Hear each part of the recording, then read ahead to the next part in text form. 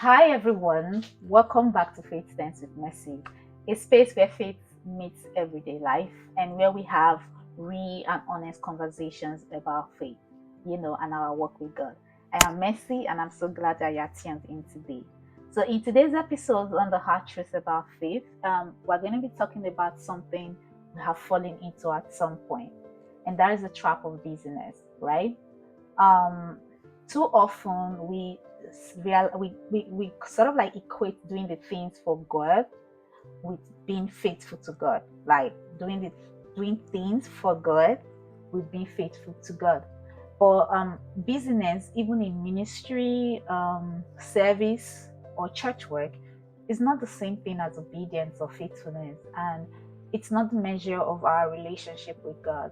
And it's so important that we understand the distinction between these two. We're going to be looking at some biblical examples to sort of like help us to understand what I mean by busyness, like busy ness, not the business.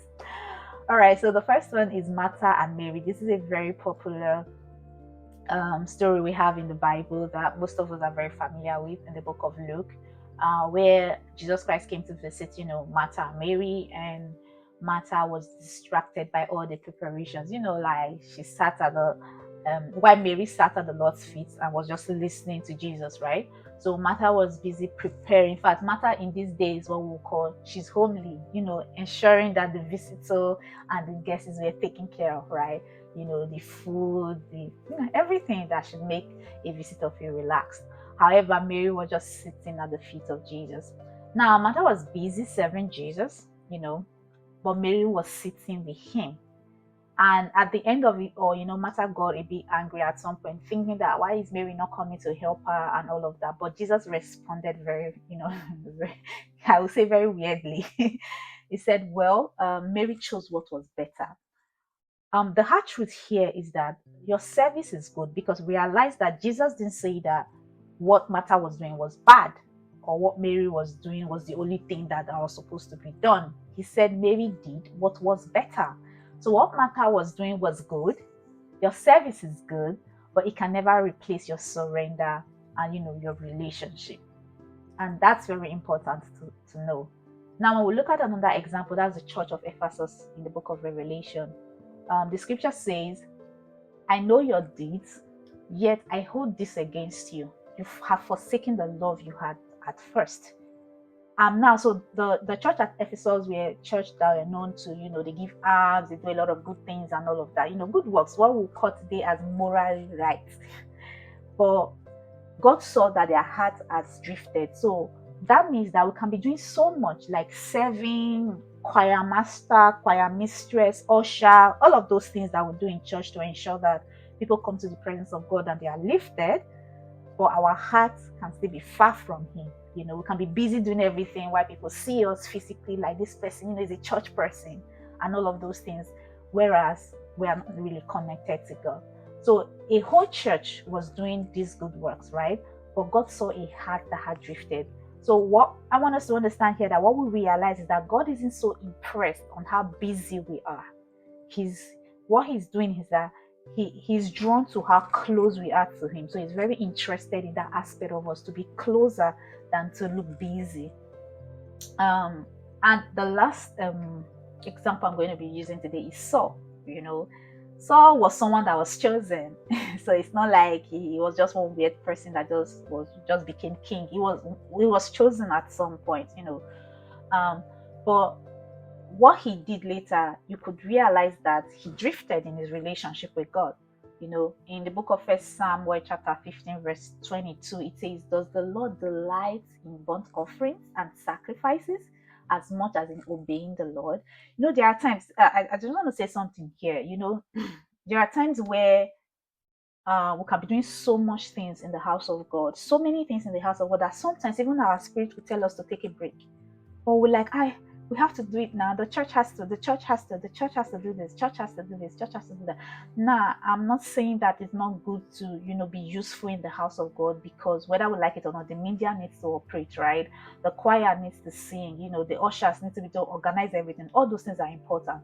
But it's very important that we redeem our intimacy with God. We ensure that even as we are doing these things with God, like, in the house of God rather, that we are not disconnected from God itself. And, Saul did what looks spiritual, but not what God said. So we can do a lot of things that seem spiritual, but not necessarily what God is asking us to do at that point in time. So busyness can sometimes be disobedience in disguise, and we should not be complacent of that. So I just want us to think about this things, ask ourselves some questions like, are you constantly doing things but really spending time just listening to God? Are you constantly just, every day you're in church? I don't want the pastors to think I'm saying members should not go to church, so that's not what I'm saying. But you need to call yourself sometimes, sort of catch yourself, to ask yourself some of these questions. Are you constantly doing these things but really spending time and just listening to God? What exactly does God want you to do at that time? Or do you feel guilty when you are resting or be still? Because trust me, there are times you need that, where you just need to rest and be still, as if it means you are not spiritual enough. You feel guilty about it. Like if you are resting or you are still, looks like you're not doing what's spiritual, you're not doing the work of God and all of those things. And lastly, I want you to ask yourself another question. Have you allowed serving God to replace intimacy with God? We are so guilty of this a lot of times. We can be so busy doing a lot of things in the house of God. And everyone will know that, sister, this one, sister, that one, brother, this one, they are always available to do. But are we replacing that with our intimacy with God? That's a question we should ask ourselves as well. So I want us to see that faithfulness, it's about devotion. It's not just activity. You can be doing the most and still be the farthest, from Him in your heart. And that's why it's very important to sort of have some of this reflection, what area of my life looks productive but lacks God's presence? Have I become more task driven than spirit led? Because we are guilty of that a lot of times, where we are just doing everything because it needs to be done, but we are forgetting to hear what the Spirit of God is telling us to do, which is there in our lives to actually lead us. And lastly, when was the last time I sat at Jesus' feet without an agenda? Yeah, reflect on that. When was the last time you sat at the feet of Jesus without an agenda? So, here is it. The real fruits of faithfulness is not how full your calendar is. It's not it's more about how yielded your heart is. So sometimes you got to slow down, you got to return to your first love, like what he was telling the church in Ephesus, and then you got to let your obedience become your offering, not just the sacrifices, So if this spoke to you or speaks to your heart, has busyness ever distracted you from intimacy with God?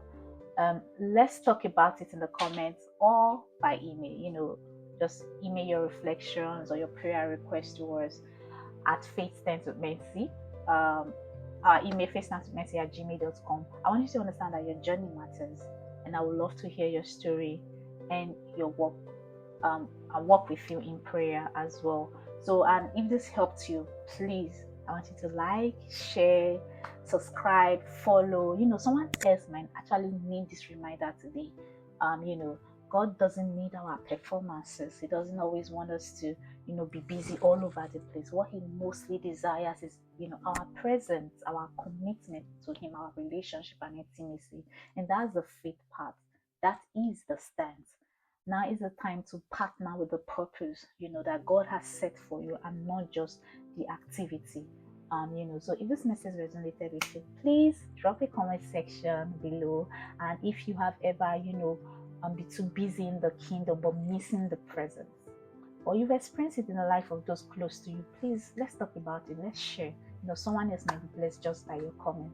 So thank you so much. Please, again, if you are yet to follow our channel, Faithstandswithmercy, our podcast, whether you are listening on Spotify or you are watching on YouTube, whatever platform you're on, please just do that little action by clicking the subscribe button and turning on your notification. Drop a comment below or send your questions to our email at faithstandswithmercy@gmail.com. Thank you so much for listening once more. Let's take this faith journey together. See you in the next episode. Bye.